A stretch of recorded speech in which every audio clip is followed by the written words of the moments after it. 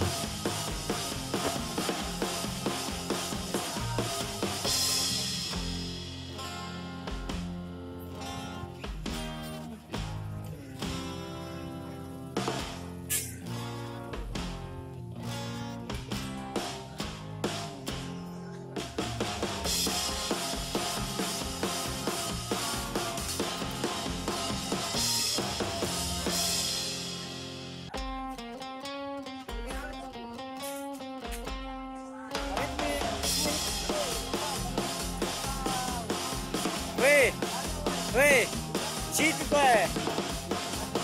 TPS sana, weh. Situ.